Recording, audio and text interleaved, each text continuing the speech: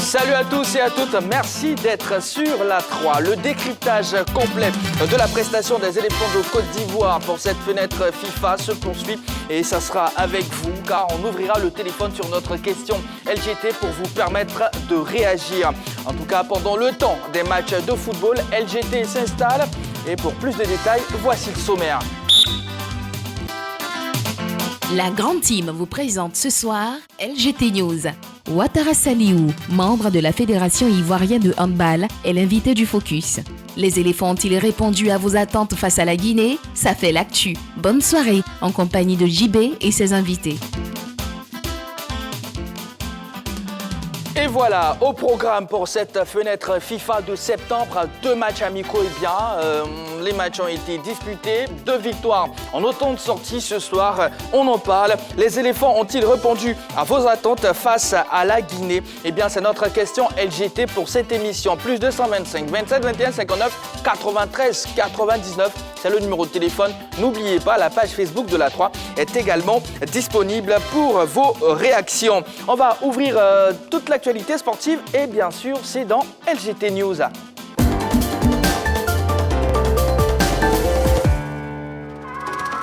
Et on démarre avec du handball. Grade continental d'arbitrage. La Côte d'Ivoire vient d'être honorée au niveau du corps arbitral continental du handball. En effet, inscrit officiellement dans le programme de formation initié par la Confédération africaine de handball, 2 paires d'arbitres ivoiriens viennent de réussir avec brio leur test de passage de grade. Un courrier officiel de la CAB adressé à la fédération annonce leur admission au stage qui s'est déroulé du 1er au 7 juillet dernier. Il s'agit des paires Koné Abdoulaye, Yapo Adou Henry et Cathy Elvis Nguesson Claude. Tennis de table, Open National Silver. La Sodemi au-dessus du lot. Débuté le 19 septembre avec les épreuves vétérans 1, 2 et 3, l'Open National Silver a connu son dénouement le week-end dernier avec la victoire de Sodemi qui s'est taillé le plus grand nombre de trophées, 5 au total. Il a été suivi de Union Diaspora et CS ITT, classés respectivement 2e et 3e. Rappelons que 250 pongistes issus de 9 clubs ont pris part à ce tournoi au gymnase Nzi Joseph Gabriel de la Sodemi. Golf U23. En marge des 2 matchs amicaux des éléphants disputés en France, le président de la Fédération ivoirienne de football, Yacine Idriss Diallo, a échangé avec les U23 dimanche dernier. Pour l'homme fort de la Maison de Verre, il s'agissait d'une prise de contact et d'afficher ses ambitions pour la prochaine CAN U23, qualificative pour les Jeux Olympiques de Paris 2024. De sources proches de la Fédération, les échanges ont été fructueux. Traoré Beni Adama a décidé de prolonger son aventure en Suède où il évolue sous les couleurs de BK Häcken en D1. L'excellent ailier ivoirien est désormais lié à son club jusqu'en 2026. Arrivé en Suède en 2021, l'ancien sociétaire de l'ASEC Mimosa a convaincu plus d'un sur ses qualités techniques et athlétiques. Le joueur âgé de 19 ans qui a réussi à son intégration aura encore l'occasion de démontrer la plénitude de son talent pour ne franchir pourquoi pas un autre palier. Un mot de transfert. 1 an après son départ dans le golfe Persique, précisément Koweït SC, Dieu merci Mbokani est de retour sur le vieux continent. Libre de tout contrat, le joueur de 36 ans s'est engagé en faveur du club belge de 2e division, Beveren, pour une saison. L'ancien soulier d'or de 2012 du championnat belge va donc continuer sa carrière en espérant aider au mieux Beveren à retrouver l'élite. Voilà, fin des news sélectionnées pour vous, fans de sport. Vous êtes sur la 3, l'émission, c'est la grande team. Ce soir, avec moi, Henri-Joël Bois et Jean-Philippe Auria. Bonsoir, messieurs. Bonsoir, JB. Bonsoir, JB. Comment allez-vous? Ça va très bien. Voilà, le bilan, 2 victoires en autant de sorties. Henri-Jo, c'est bon à prendre au niveau, bien sûr, du résultat. Un bon contenu, c'est vrai. Sur ce 2e match-là, quand même, il y a eu un petit moment de flottement dans cette équipe ivoirienne. Mais tout de suite, ils se sont ressaisis et on a vu un peu ce que ça a donné. Malgré même les différents changements qui sont intervenus autour du match, on a vu toujours une équipe ivoirienne dominatrice face à cette équipe guinéenne qu'on craignait parce qu'on savait que l'équipe guinéenne était un peu au-dessus de celle du Togo. Mais quand même, c'est une équipe de la Côte d'Ivoire quand même qui a répondu pris un but Voilà, Voilà. la victoire qui est là et puis surtout le contenu aussi, il est bon. Et ce soir, en tout cas, on débriefe cette affiche. Vous faites bien d'être avec nous. JP, un mot sur ce match, sur la prestation de Jean-Louis Gasset. Il a fait tourner l'effectif. Puis au-delà même de la prestation de Jean-Luc Gasset, on dirait qu'il poursuit son sans faute à la tête de l'encadrement technique des éléphants de Côte d'Ivoire. C'était la 4e sortie de Jean-Luc Gasset, totalise 3 victoires pour un match nul. Pour l'instant, le bilan est largement positif. On s'est rendu compte tout au long de la gestion de ces différentes rencontres qu'il a eu à volonté d'apporter de nouveaux joueurs, d'apporter quelque chose de nouveau dans cette équipe nationale. On a pris plaisir à voir certains joueurs qui étaient auparavant, qui sont revenus et qui sont donnés à fond. On espère simplement qu'ils vont pouvoir garder cette cadence et puis continuer de monter en puissance jusqu'à la prochaine Coupe d'Afrique des Nations. En tout cas, ce soir, on parle des éléphants de Côte d'Ivoire. Les éléphants ont-ils répondu à vos attentes face à la Guinée? Eh bien, c'est notre question LGT et je reprends le numéro de téléphone pour celles et ceux qui n'ont pas pu noter. Plus 225 si vous appelez, si vous êtes hors de la Côte d'Ivoire et que vous souhaitez réagir sur le sujet. Plus 225, n'oubliez pas l'indicatif 27 21 59 93 99 et la page Facebook est ouverte. Vous pouvez dès à présent nous laisser et bien sûr un commentaire, un mot de handball dans notre focus avant bien sûr de toucher la question éléphant de Côte d'Ivoire. Allez, on part pour le focus.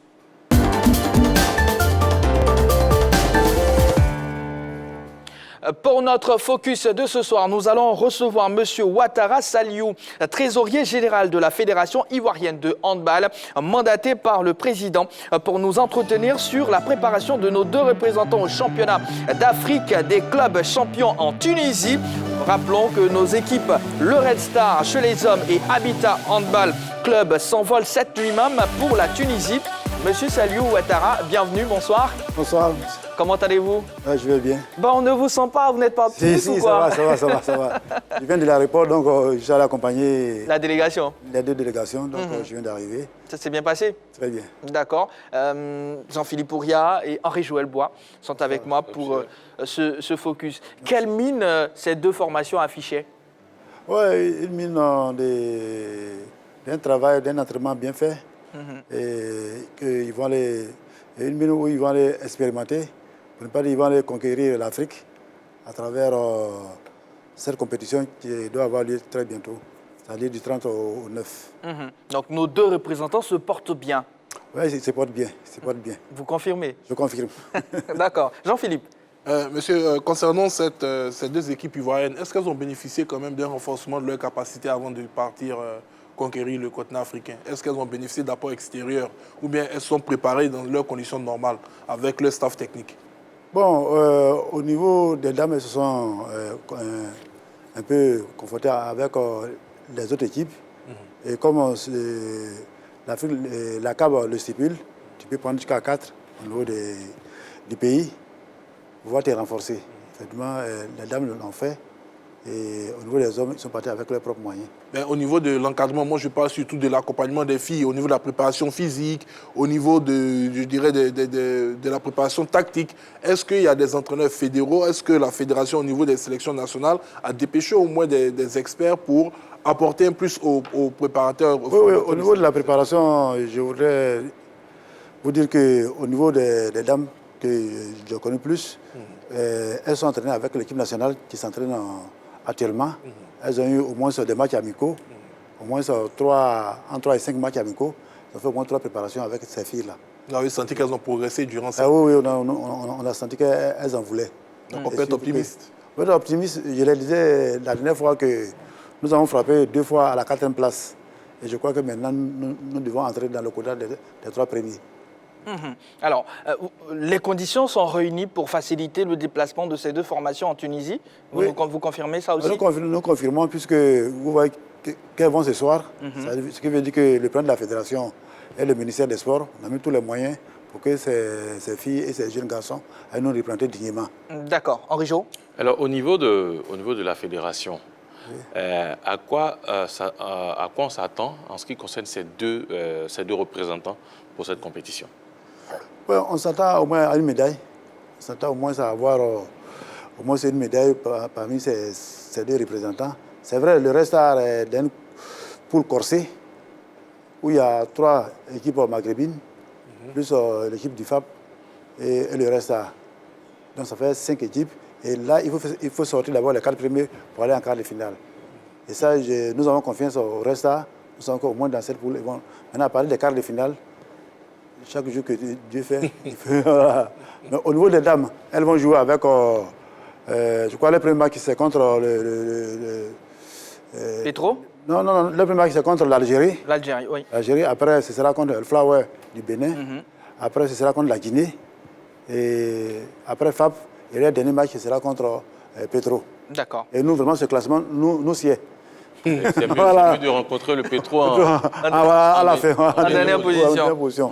Voilà. D'accord. Donc, le Zamalek, le club africain, FAP du Cameroun, MCA d'Algérie, c'est un niveau au-dessus? Au niveau des... Oui, des hommes, oui, c'est un niveau au-dessus. C'est un niveau au-dessus? Ouais, les Maghrébins sont au-dessus d'Afrique noire et nous faisons un effort pour les rattraper. D'accord, oui. Dans de telles circonstances, qu'est-ce qui peut faire la différence? Qu'est-ce qui peut emmener cette motiver équipe même, du Resta à pouvoir résister face à ces mastodontes-là? Bon, je crois que le Resta, à l'expérience de la Coupe d'Afrique, ça fait près de 10 ans qu'ils sortent. C'est ça. Donc ça fait au moins une expérience. C'est vrai, ils ont des jeunes dans l'angle, mais ils sont aussi prêts à batailler dur pour que la Côte d'Ivoire soit honorée. Parce qu'ils savent qu'ils sont le porte-flambeau des hommes. Et de leur résultat dépendra la suite des hommes en Coupe d'Afrique. Voilà. Je ne vais pas me jouer les oiseaux de mauvais augure, mais je sens que vous avez plus confiance aux dames qu'aux hommes dans cette fenêtre à venir. J'ai le même sentiment. Moi, je suis allé regarder, je crois que c'était l'édition de l'année passée, et que la Côte d'Ivoire avait organisé ici au niveau du Palais des Sports, du Parc des Sports. J'avais vu une formation du Resta vraiment magnifique, mais qui avait des problèmes de gestion de ses efforts pendant certains temps. Et qui, après avoir commencé en force, s'affaissait. Et c'est là où les Maghrébins prenaient le pas sur eux, les Maghrébins, les Arabes et les Égyptiens. J'avais suivi notamment la rencontre entre le Resta et le Zamalek. Ce sont des choses qui devaient être corrigées depuis. Voilà pourquoi ma première question à l'endroit des deux équipes était de savoir si au niveau de la fédération, il y a eu des mesures vraiment techniques qui ont été mises à leur disposition pour qu'ils puissent s'améliorer. Parce qu'on a l'impression que ces clubs-là se préparent avec eux-mêmes leurs propres moyens. Est-ce que la fédération, vraiment, même s'il faut leur dépêcher l'entraîneur national, la direction technique nationale, est-ce que la fédération s'implique vraiment dans la préparation de ces équipes-là pour aller... Je crois que nous nous impliquons d'abord par rapport à nos championnats. Je voudrais vous dire qu'avant que nous n'arrivions, le championnat était en 2 mois, 3 mois. Et cette année, vous êtes témoin, on a fait un championnat de 7 mois. C'est déjà une bonne chose. Et de 7 mois, et aujourd'hui, ils ont en même temps enchaîné avec la préparation pour la Coupe d'Afrique. Donc, c'est dire avec ce bagage que nous leur avons donné. Et aujourd'hui, pendant leur préparation, la direction technique, à travers le directeur technique, était avec eux. Et je vous dis même le directeur technique, le président de le directeur technique, pour les suivre là-bas. Ce qui veut dire qu'on a un œil sur eux. Et le championnat, vous voyez, c'est en 4. Ils sont en poule de 5 et les 4 premiers sont qualifiés pour la poule. C'est-à-dire le premier croise le 4e et le deuxième. Le sud, voilà. Donc voilà pourquoi je dis que le reste cherche peut-être une position juste, c'est-à-dire être parmi les 3 premiers ou bien les 2 premiers, ou bien être 3e ou bien 4e. Mais si tu es 4e, tu crois le premier de l'autre côté.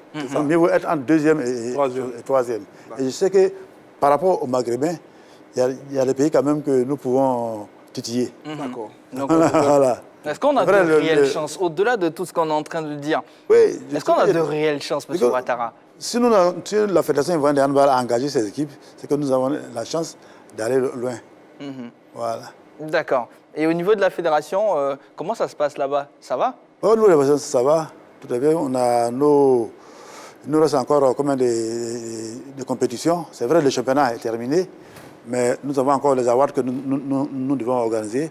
Il y a la Coupe d'Afrique des Nations dames qui aura lieu à Dakar du 8 au 20 novembre que nous devons organiser. La CAB a eu confiance en nous attribuant la Chilan Trophy des cadets hommes et des juniors hommes du 21 au 27 novembre. Donc vraiment le championnat, je ne parle pas du championnat, mais vraiment les activités sont encore en cours. Et après ça, dans le mois de décembre, nous allons notre assemblée générale. En tout cas, le programme est vraiment chargé. Voilà. Chargé, d'accord. Oui, voilà. Jean-Philippe. Quels sont les athlètes vedettes sur lesquels vous comptez peut-être pour faire la différence, tant chez les hommes que chez les femmes? Quels sont les joueurs clés sur lesquels véritablement vous pensez miser qui pourraient faire la différence? Bon, je crois que c'est l'homogénéité. Hein. Le club, c'est un tout. C'est un tout. C'est vrai, il y a des athlètes comme Namanya au niveau des filles qui peuvent faire la différence. Au niveau du reste, il y a Watrazie Madou qui fait la différence. Comme le gardien aussi, Agbagbe Rodolphe, qui nous a montré aussi que c'est un gardien de classe internationale. Donc je crois avec ceux-là, avec les jeunes qui sont venus actuellement, nous pouvons aller. Il y a aussi au Resta, il y a aussi M. Morou Brahima, qui est vraiment un des doyens, mais qui fait plaisir au niveau de ce sport-là. On ne joue pas à domicile, on joue en Tunisie. Est-ce que vous pensez que l'atmosphère ne va pas influencer un tout petit peu nos joueurs par rapport à ça? Ou ils sont expérimentés? Non, ils ont déjà joué là-bas au moins une ou deux fois, ces clubs-là. Ces clubs que vous voyez, que ce soit le Resta, que ce soit Habitat, ont déjà joué en Tunisie. Non, le Resta a joué plusieurs fois en Tunisie. Et l'autre Habitat a joué une ou deux fois en Égypte. Donc je crois que c'est une atmosphère, donc on peut s'en sortir. D'accord. Monsieur Ouattara, merci beaucoup d'être passé. Je voudrais vous dire merci. Merci au nom du président de la fédération. Merci vraiment à toute la team LGT pour que vraiment le handball puisse exister. Merci. D'accord. Je rappelle que le Red Star chez les hommes et Habitat Handball Club représente bien sûr la Côte d'Ivoire au championnat d'Afrique des clubs champions. Eh bien, ça va se passer en Tunisie. On va marquer une courte pause. On parle des éléphants de Côte d'Ivoire dans pas longtemps. Vous aurez la possibilité de nous appeler. C'est le moment de recharger vos téléphones, de nous laisser plein de messages sur la page Facebook de la 3. Allez, on se dit à tout de suite.